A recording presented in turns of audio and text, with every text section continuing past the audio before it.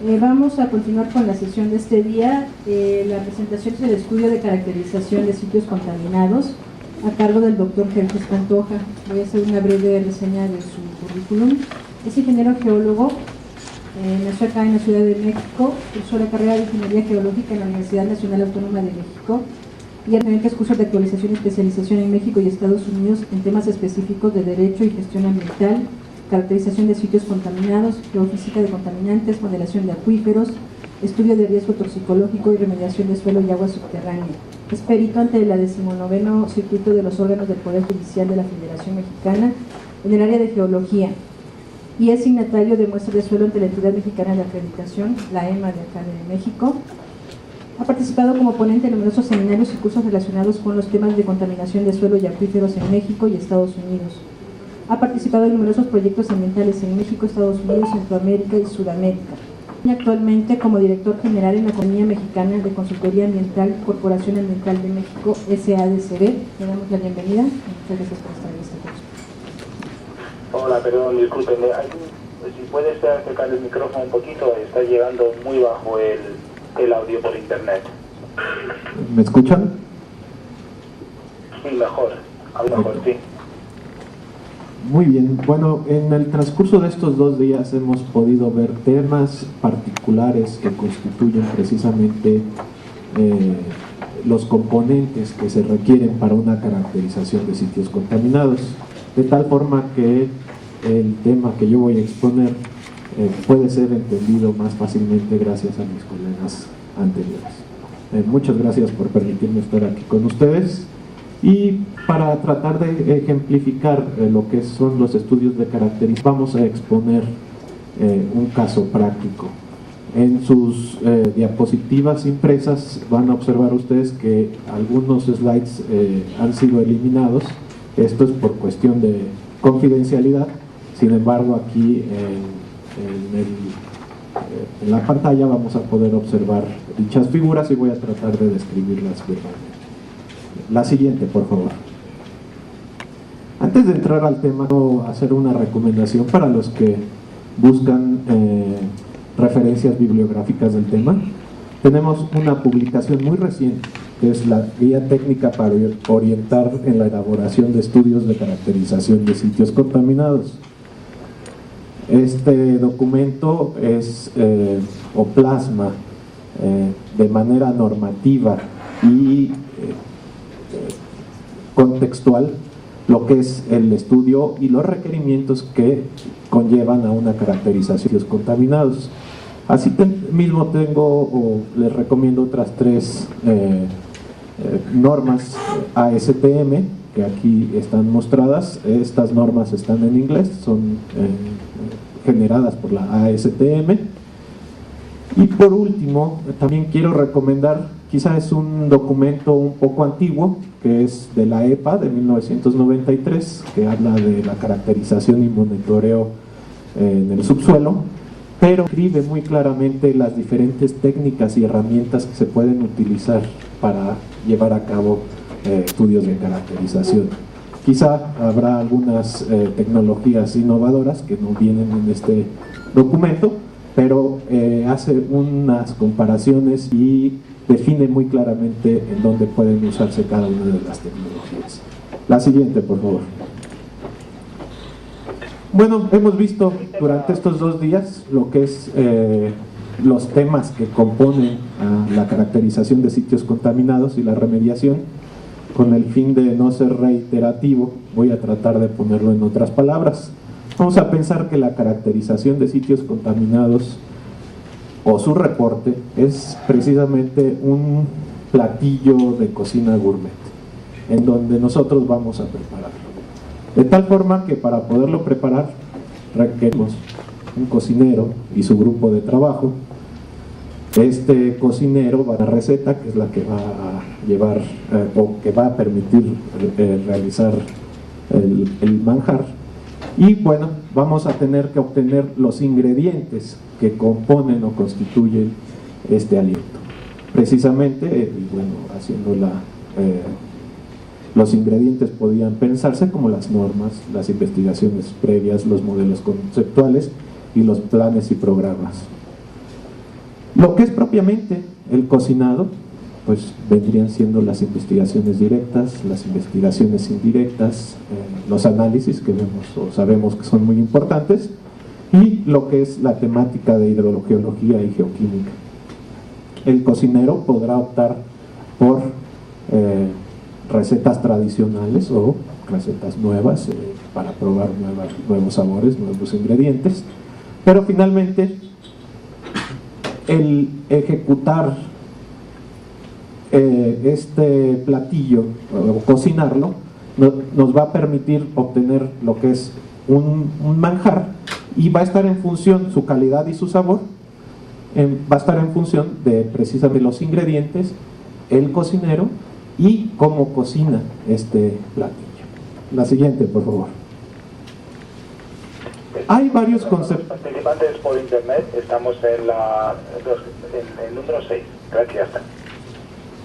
Bueno, hay algo que tenemos que tomar muy en cuenta, porque no hay una receta que defina exactamente cómo debe de hacerse una caracterización de un sitio particular, sobre todo cuando tenemos casos complejos. Y es por ello que tenemos que tomar muy en cuenta la probabilidad, la estadística y mucho criterio, porque las discusiones entre los propietarios, los consultores, las autoridades pueden ser dispares si no se alinean con un objetivo específico. Pero también tenemos que entender que, por ejemplo, cuando hablamos de muestreo, la palabra muestreo es un término estadístico.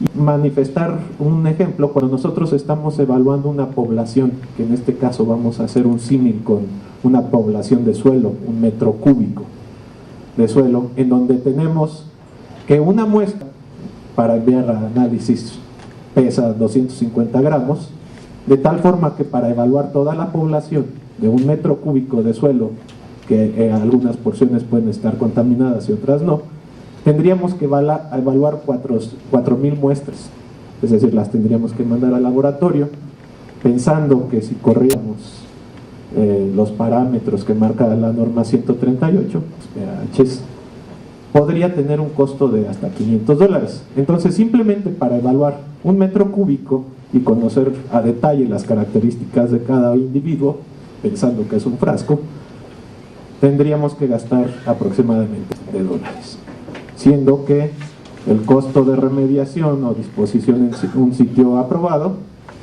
tiene un costo de $120. Entonces, tenemos que tener criterio y también pensar mucho en la economía cuando estamos haciendo este tipo de estudios, pues en algunos sitios como el que vemos aquí en esta fotografía, estamos hablando de miles de metros cúbicos contaminados que tienen que ser caracterizados, y precisamente para su caracterización se usan las herramientas que hemos venido platicando en el transcurso del día. La siguiente, por favor. Con este ejemplo que estamos plasmando aquí en esta diapositiva, vamos a tratar de aplicar todo lo que los pros que aplican para un estudio de caracterización.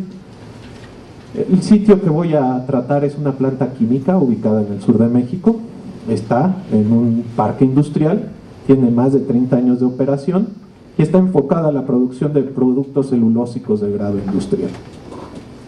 Una de las preguntas que se han hecho reiteradamente es, bueno, ¿cuándo se tiene que hacer un estudio de caracterización? En este caso, el detonador o el motivo por la que se está haciendo este estudio es precisamente porque hay una transferencia de propiedad entre dos empresas privadas, de tal manera que la que está comprando el predio está tratando de definir la existencia de pasivos ambientales. El comprador, precisamente cuidando sus intereses, llevó a cabo una evaluación ambiental de sitio, fase 1 y fase 2, de las cuales también hemos platicado anteriormente.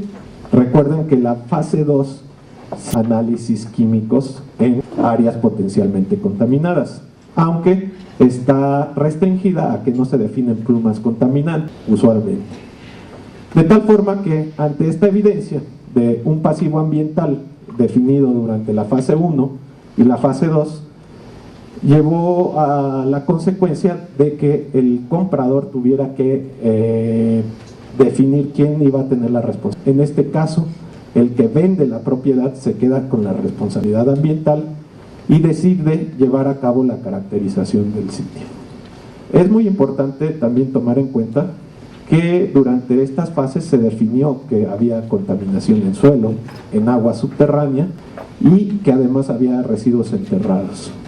Principalmente la fuente de contaminación estaba asociada con un área de almacén de residuos que comúnmente se inundaba porque estaba abajo del suelo, era una especie de bodega, y al inundarse los tambores que en algunas ocasiones contenían solventes o en otras ocasiones también tenían catalizadores de vanadio, además de azufre, que era una materia prima de ellas tendían a migrar a profundidad. La siguiente, por favor. Importante y dentro de a la que vamos a estudiar es definir qué tipo de uso tiene, porque aunque estamos hablando de que las normas hablan mucho de sitios industriales, sitios residenciales, muchas veces dentro de un sitio industrial, como el que marcamos aquí, esta es una industria, esta es otra planta, y el área donde nos estamos estudiando, que es la marcada en verde, que tiene un área aproximada de 10 hectáreas, tiene un área de fútbol, aunque es un sitio industrial, tiene una cancha de fútbol, de tal forma que aunque en teoría todo el sitio debería de ser comparado contra límites industriales, su uso en específico de esta zona es de residencial o de convivencia, de tal forma que no se puede usar el mismo criterio para esta porción.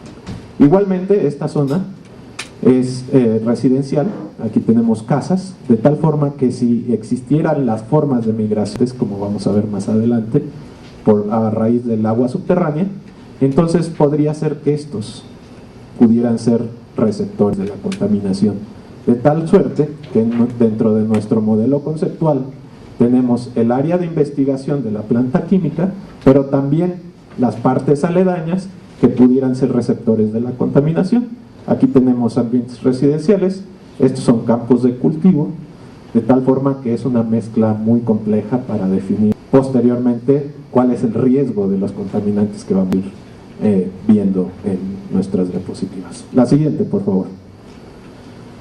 Ahora bien, a nosotros nos piden que hagamos este estudio de caracterización, excepto por las referencias de la transacción en donde nos están diciendo que en la fase 2 tienen contaminación por compuestos clorados, por vanadio y por sulfatos. No tenemos evidencia o no tuvimos acceso al documento, era una transacción en donde el vendedor solamente quería dejar de manifiesto que el pasivo ambiental no le competía a él. De tal forma que nos vamos a la información pública regional que en prácticamente toda Latinoamérica podemos obtener, en donde definimos cuál es el clima de la zona. En el caso de la zona que vamos a estar trabajando nosotros, tiene una laguna, una cantidad de lluvia alta, una precipitación anual de 882 milímetros y la temporada de lluvias es de julio a septiembre. Esta información es fácil de obtener vía internet. La siguiente, por favor. Dentro de información pública podemos definir en qué región geomorfológica nos encontramos. En este caso estamos en la subprovincia de Sierras y Bajíos michoacanos. Aquí vemos el área de trabajo está dentro de esta zona, que es la zona de planicies, y está a una altura de aproximadamente 1989 metros sobre el nivel medio del mar. La siguiente, por favor. Sí, estamos en la número 10, es que hay bastantes personas que se han juntado con nosotros últimamente. Estamos en la diapositiva número 10, muchas gracias. Muy bien, ahora con respecto a la hidrografía, existen dos ríos que circulan o están aledaños a la zona del estudio. Aquí vemos la zona de estudio y los ríos Angulo y La Patera. Hay un